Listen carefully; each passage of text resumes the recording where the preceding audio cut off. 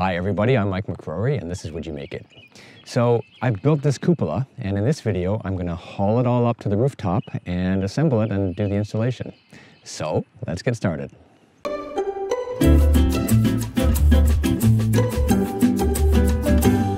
I built the cupola in 3 sections. There's the base that I'm carrying up now, and there's a middle section in the shape of a cube, and then there's the top section that has the roof.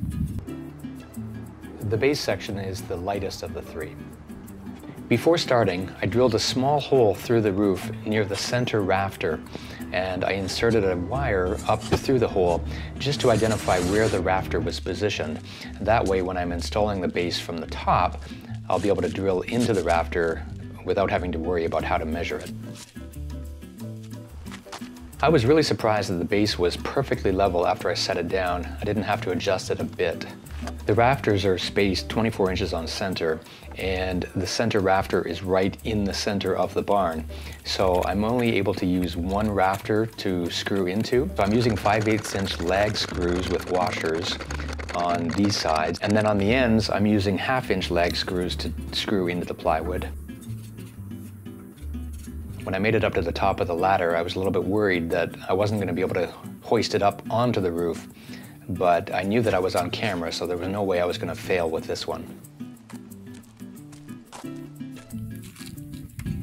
If you remember, when I was building the cupola, I had to rip 1.5 inch strips off 4 of the 2x4s, the vertical 2x4s. So now I'm using those to fasten the cube to the base. It helps to make sure that they are securely fastened and also help to make sure that everything is lined up.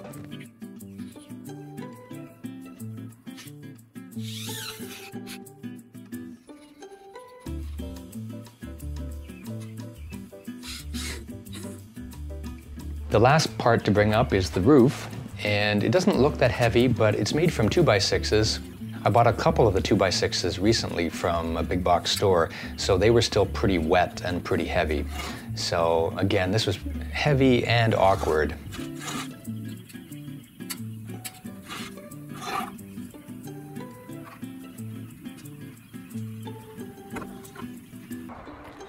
And now I'm screwing the roof back onto the cube, and I lined it up so that I'm using the same screw holes that I used when I was doing the build. Now it's time to install the soffit. I would have liked to have kept the soffit attached rather than removing it, but it made the roof just too heavy to carry up the ladder.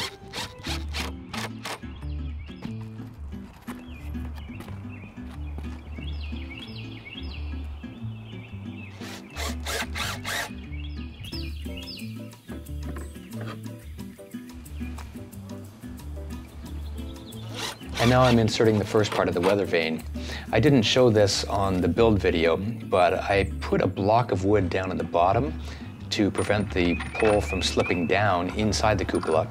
And that gave me the advantage of being able to attach a bolt to the bottom, a bolt with a washer, so that the pole cannot be removed. I had this leftover roll of screen, so I thought it would be a good idea to attach it to the backs of each of the vents. That will just prevent some of the critters from making a home inside the cupola.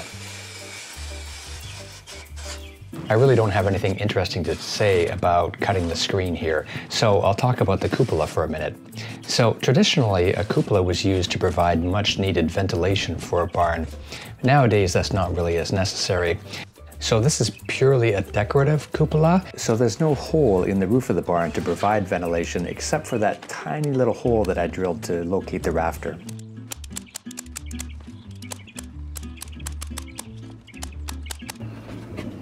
Now it's time to install the vents, and with any luck, they're still going to fit.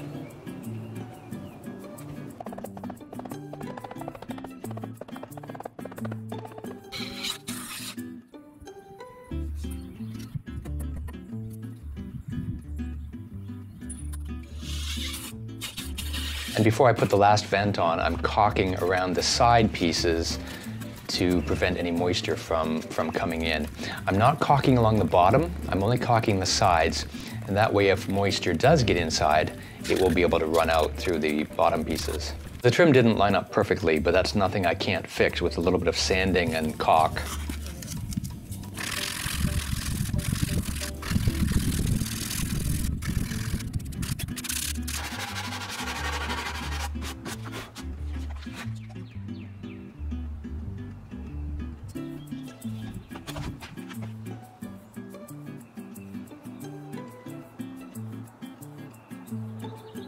Now it's time to fit the side panels onto the base. And I was really happy that these fit. I brought my track saw along with me thinking that I would have to cut a little bit off one or two of them, but they fit perfectly.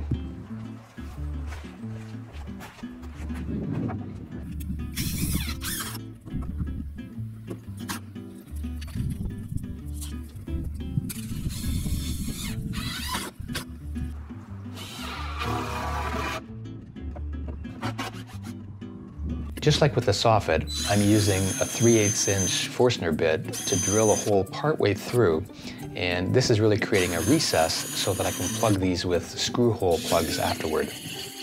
Next, I'm installing the corner trim, and I'm drilling for screw hole plugs just like everywhere else where I'm putting screws on the trim. The last piece of trim for now is this top piece, and I cut them a little bit long purposely, and then I was able to trim them down to fit really nice and tight. Next, I'll install the plywood roof, and I know these are going to fit because I already tested it out in my workshop.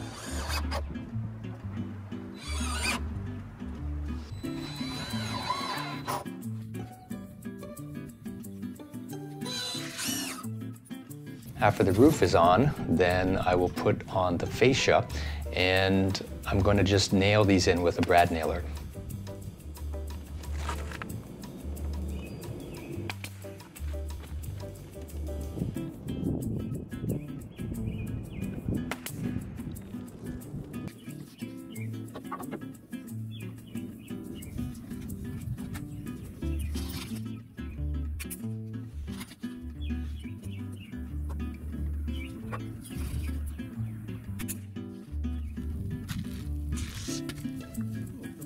Now it's time to begin the roofing process. I'm going to start by using a layer of tar paper, and because this is a pyramid hip roof, I'm able to wrap the tar paper around the corners to seal it up nicely.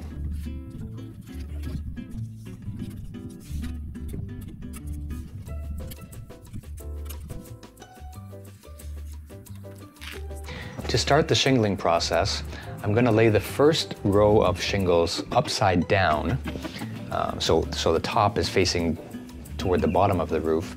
And that may be an old-fashioned way of doing this to start it, but it provides a watertight barrier, and then I can lay the next row of shingles directly on top of this without worrying about water that may seep through.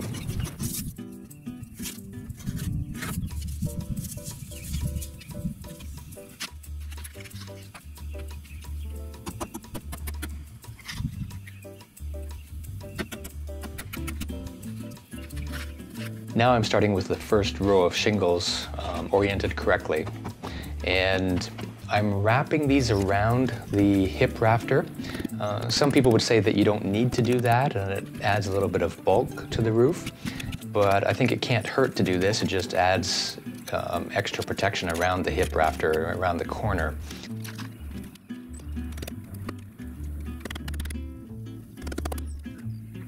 After getting all the shingles on, now it was time to work on the hip portion, and to do this I cut individual shingles, and these are what they call hip shingles, and I put them one on top of each other all the way from the bottom up to the top.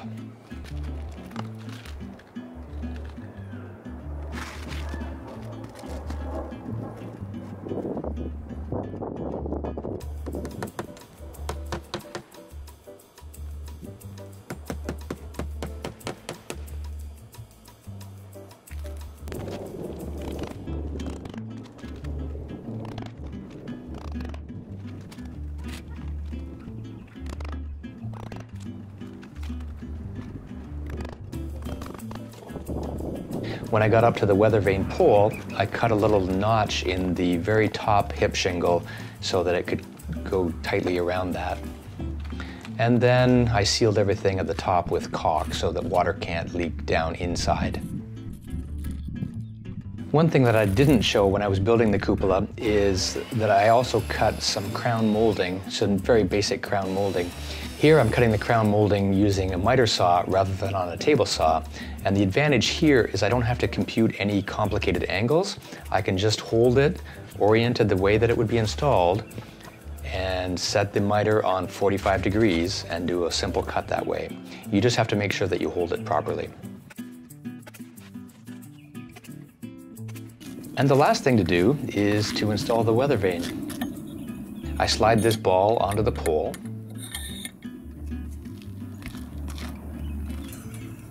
And then I slip on the direction indicators.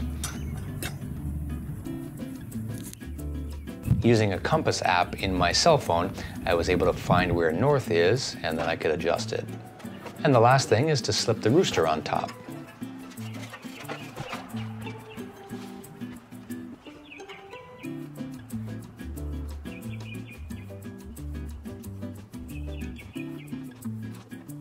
So that's all there was to it. It really wasn't that hard to assemble and install. It just took way longer than I expected. I've been up here for 12 hours today. So I gotta ask, would you make it?